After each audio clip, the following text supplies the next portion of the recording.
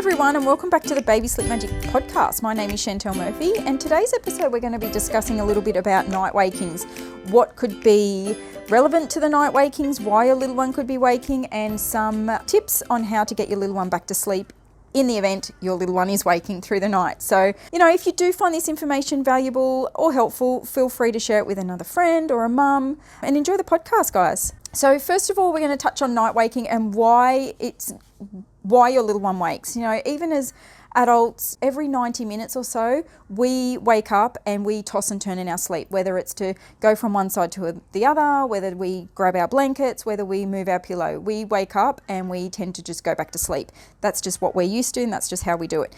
Babies are the same, but their sleep cycles are around about every 40 to 45 minutes. So if your little one isn't capable of putting themselves back to sleep independently, what you might find every 40-45 minutes, they might wake up. And generally that's during the day. You might experience that with the cat naps, but at night time in particular, it might be every few hours because they're just not capable of putting themselves back to sleep. Other instances where they might be waking up is hunger. Hunger is by far the number one reason babies wake through the night. I cannot rant enough about food. I've done many videos, podcasts, spiels on food, and every single one of my clients know I'm the food Nazi. So it all comes back to calories. If your baby is getting enough calories through the day, generally speaking, they don't necessarily need to wake up at night. Babies and toddlers are very good at controlling their own calories. So the more calories they have at night, unfortunately, generally what you'll see is they'll be less interested in feeding or eating through the day. So hunger plays a huge part in night waking. It's so much easier to get your little one to go back to sleep if they're content and have a full tummy. So hunger is key, and getting those calories into them through the day is definitely going to increase your chances of reducing those night wakings. Another issue they might be waking is teething. Teething really does contribute to night waking. They don't necessarily stop learning how to sleep when it comes to teething, but they can definitely show signs that they're in a bit of discomfort and they're uncomfortable, and they just generally have a little bit of trouble going to sleep and staying asleep if they're, in a little bit of pain. So teething does play a part. If you are concerned that they're teething, you can offer pain relief, you can offer extra additional cuddles, you can certainly do things to take away, the pain related to teething. Sickness is another one. If your little one is congested or got a runny nose or certainly not feeling 100%, that's another reason why they may be waking up.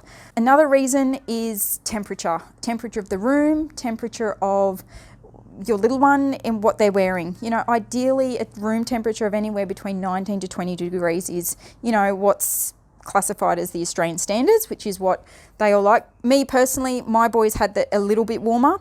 But, if your little one isn't dressed appropriately for the coldest part of the night, which is anywhere between 2 and 4, what you'll probably find is your little one is waking because they're not quite warm enough, and they just can't control that. They don't know how to use blankets, they don't know how to use sheets or doonas, so they will wake up cold if they don't have the right amount of layers on, or if the temperature's a little bit too cold. Another reason could be development. If your little one is currently learnt a new skill, or rolling or talking or in a milestone or in between a leap, that's another big reason why they could be potentially waking. What you might experience is come 1-2 a.m, they wake up, but they're happy. They have a chat, they have a whinge, they have a play, they're just processing all this new information that they've been learning over the last 24 to 48 hours. And nothing, to be honest, that you will do or try to do will make them physically go back to sleep. You can't physically get them to close their eyes and go back to sleep. It just doesn't work, and it's not going to help.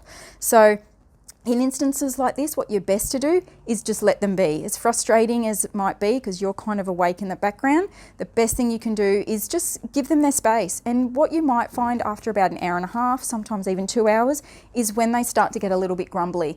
They start to then get to the point where they're cranky, they're tired, they're a little bit frustrated, they want to get back to sleep, but they're having a little bit of trouble doing that now. So this is your opportunity to zone in and offer that little feed if they need one, or give them some extra comfort if they need it, or do some padding or some shushing just to get them over the line, because now they've been awake for coming up possibly 2 hours, and now they're ready to go back to sleep. They've had their little processing moment and they're ready to go back to sleep. Very normal, very expected with bubbas with development, going through development leaps. Another reason they might wake up, overtired. A baby who is overtired or doesn't necessarily nap very well through the day generally suffers from, restless nights and early rising. So that's a very big, not so much a red flag, but a bubba who doesn't have the best amount of sleep can go to bed, fight sleep, wakes up frequently and experiences early rising. Yeah, that's very typical with babies who are undertired as well. They generally resist naps, they wake through the night to play, and they'll also wake up early in the morning. So sleep equals sleep. The better your little one sleeps through the day, generally the better your nights will be, and vice versa. So those few things work, guys.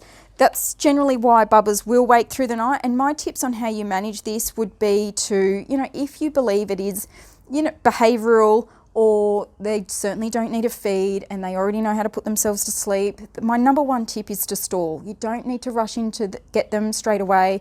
You don't need to attend to them straight away, especially if you've got a monitor. You can see them, you can ensure they're safe, you can ensure their leg or arm isn't caught. Let them be. Give them the opportunity to fall back to sleep. If they know how to go to sleep and they know how to link their sleep cycles, they should be able to, if they're given the opportunity, to go back to sleep. So you certainly don't need to rush in and get them, especially if they're okay. If they're not due for a feed and they're not sick and anything's wrong, give them the chance. Give them a bit of time to just get it out of their system and have a little bit of a play.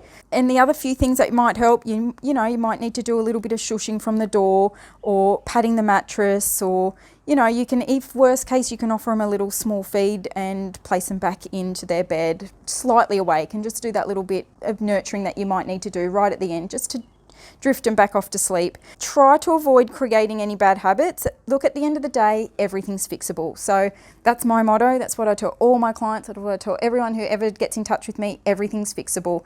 So that's my information on night wakings and generally why your bubba will wake through the night, and there's also some tips on how you can manage it along the way. So I hope this helps, guys. And like I said, if you do find any of this helpful, feel free to share it with other mums or friends. And also, I do currently have some free sleep guides available on my website, so we'll put the link in the bio, and feel free to log over to there and get your free sleep guide relevant for your current baby's age.